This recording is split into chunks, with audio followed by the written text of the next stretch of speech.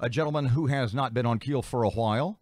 But it's always nice to have him on, the governor of the state of Louisiana, Mr. John Bel Edwards. Happy New Year, Governor. Welcome back to KEEL. How you doing today? Good morning, Robert. I'm doing fine. I hope you and Aaron are as well. It's great to be with you and your listeners. Well, great to have you. You made your official announcement. You're running for re-election. No big surprise.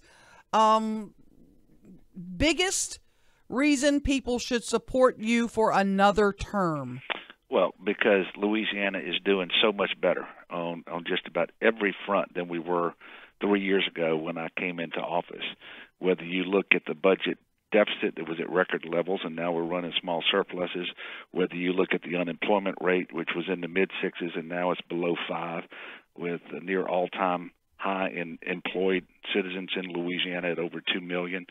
If you look at the fact that we've stabilized higher education for the last 2 years, we've met our obligations to kids with TOPS. We're funding need-based aid for higher education. The uninsured rate in Louisiana went from about 1 in 4 to about 1 in 10, the lowest ever. And right now, we do not have the nation's highest rate of incarceration because of criminal justice reform bills that we signed into law summer before last, and it's going to save us money but make us safer. Those are some of the key themes that will be obviously at play in this election, and it's why I'm confident that we'll be reelected. We'll have a successful election this year, and like you said, Aaron, it shouldn't take anybody by surprise. I've been saying all along I was going to run. It just there comes a time when you have to make that official announcement, and that's what we did yesterday. I'm looking at some numbers showing Louisiana's GDP 50th, Alaska behind us at 51. Louisiana's GDP growth of 1.1%, the second worst among the states and D.C., and job growth is only 0.3%. You have to see these reports. You have to be concerned about it. Well, let's talk about GDP. The growth, the size of our economy as measured by GDP right now is the strongest, biggest it has ever been at $250 billion. In the quarter before the report you just mentioned, we had one of the strongest growths in GDP. What happened was we had farmers who had to plow under their soybeans because there was no market for them. So we did have a blip. There's no doubt about that.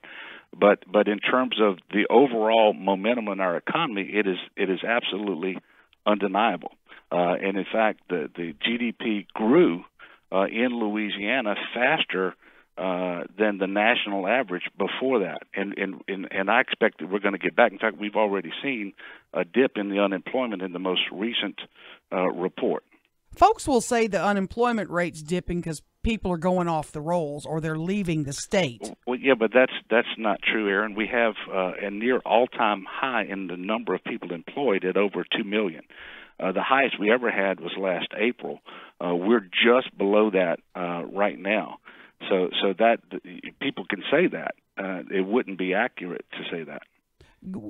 Are you familiar with the Alice report that's put out by the United Way? I am.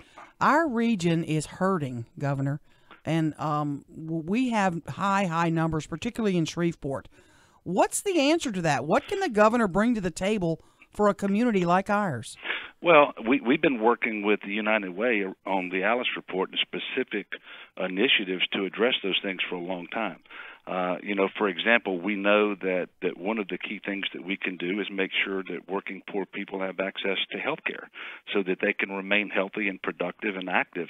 And the Medicaid expansion has been a big part of that, saving us over $300 million in the last couple of years on state general fund, but also running that uninsured rate down to a record low in Louisiana and giving people an opportunity to have access to health care, making sure that we are educating and training our citizens, stabilizing funding for higher ed, including our community technical colleges, our four-year universities, because the key to opportunity is to make sure we have an educated, trained workforce so that we can inspire confidence in those people who are making investment decisions to bring their dollars to Louisiana.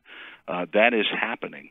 In fact, we've announced over 100 major economic development projects since I've been governor, with 30,000 new jobs and right at $31 billion worth of new capital investments.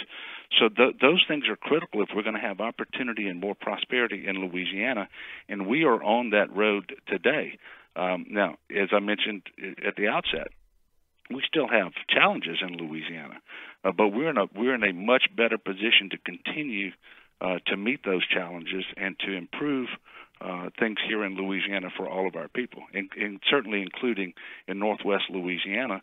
And if you look at the changes we made up there, for example, with the hospital and the medical school, we have stabilized that institution, which is critically important, not just for healthcare, although that's paramount. The impact it has on the economy in Northwest Louisiana is absolutely huge. You mentioned Medicaid. I would be willing to bet that in the upcoming election, whoever is your Republican opponent will not agree with your assessment of the Medicaid expansion, that they will say that not only has it increased the budget and the deficit of the state, but it has been a boon to the Louisiana taxpayer. Obviously, you're going to disagree with that. Well, they can say that if they want. They would just be completely wrong. Did we increase the budget? Yeah, by bringing home federal dollars to provide health care coverage for working poor people. But the fact of the matter is, someone is uninsured and they go to the hospital. We pay 40 cents on the dollar for the care. We can insure them for no more than 10 cents on the dollar, and that has allowed us to save over $300 million in general fund, and the economic impact that is being felt all over the state of Louisiana because of the Medicaid expansion is responsible for 19,000 jobs and an additional $100 million in general fund revenue because of the sales tax and the income tax generated by that economic impact. Most importantly, we have people with access to health care now, and you can manage disease. You can improve people's health. You can't do that when people are accessing care through the emergency room, which is the most costly, least effective way to actually treat them and improve their health. So I am very, very confident that the case will be made and that the people of Louisiana will absolutely accept that Medicaid expansion has been the right thing for Louisiana. We haven't had a single rural hospital closure in Louisiana. Look around at our neighboring states that didn't expand Medicaid and look at the number of hospitals that have actually closed in those states. But it's been expensive.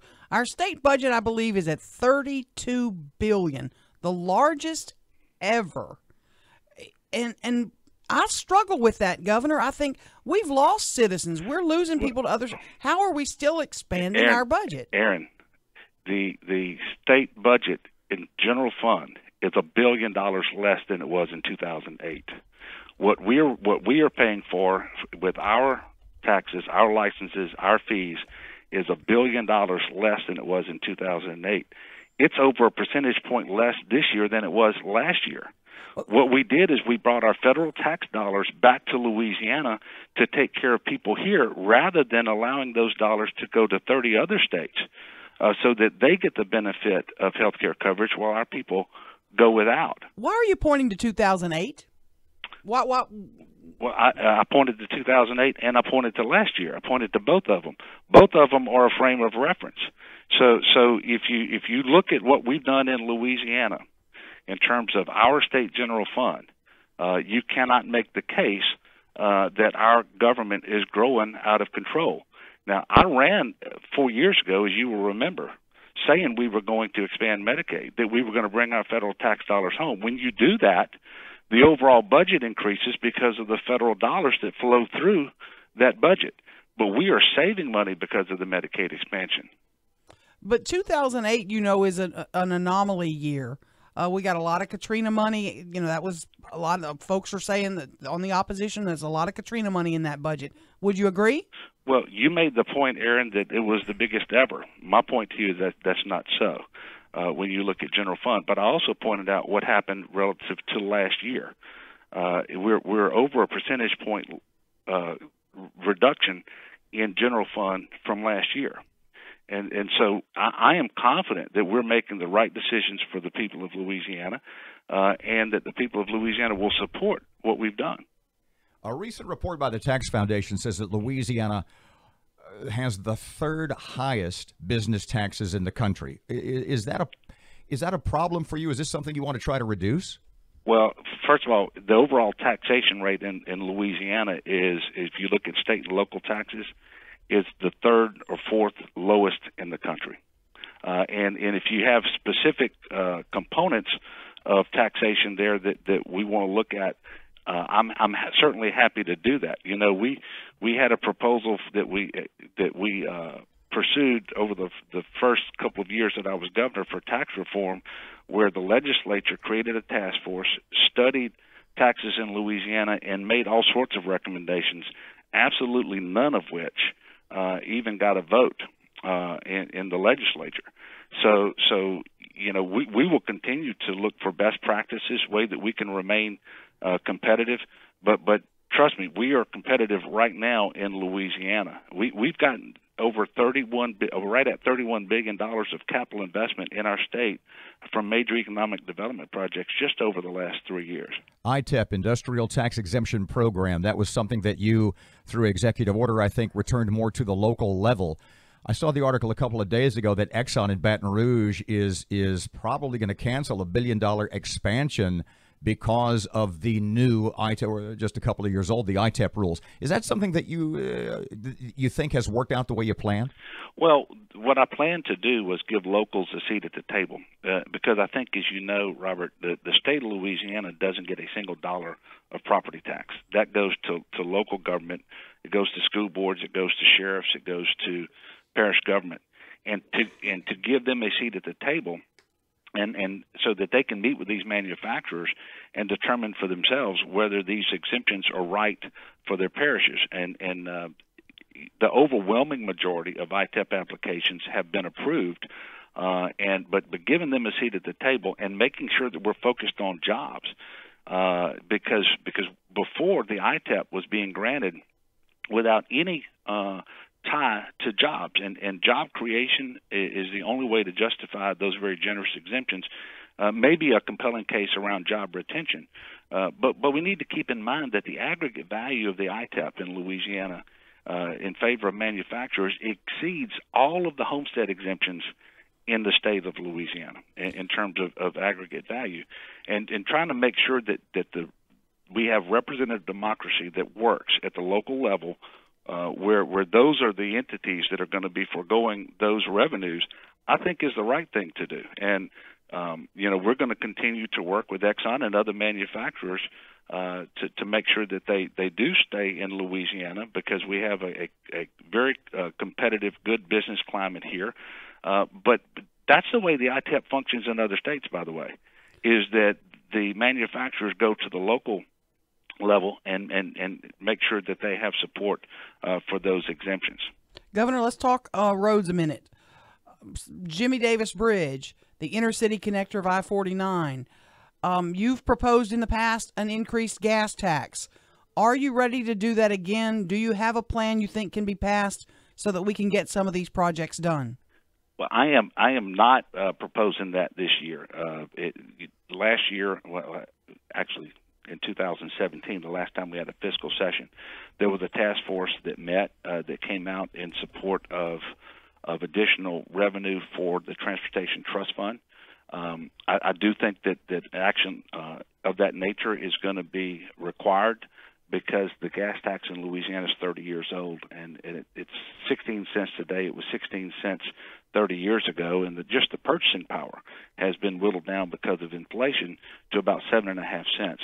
And so we're going to have to do something, but in all honesty, this is an election year. I don't see any appetite in the legislature to do that this year. I think there will be some more discussions to look at what should happen, exactly what form it should take, because there's different ways to do this. But no, I don't see that happening. But what we're going to continue to do is make sure that we are more innovative and creative in the way that we finance and deliver projects. You know, we're doing that right now, for example, with Garvey bonds, where we're going to bond out 10% of our Federal Transportation Trust Fund dollars over a 12-year period in order to deliver some high-capacity projects that are very, very important, such as the on-ramp and off-ramp of I-20 right there at Barksdale, which I think is critically important for the northern part of our state as well. Governor John Bel Edwards, don't be a stranger. I shall not. Thank you, I sir. shall not. Appreciate your time. It's nobody's birthday today? No, but I do need you in May. I'm hitting 35 years, so I might need a proclamation or something. Okay, just let me know. We'll do it. Thank you, sir.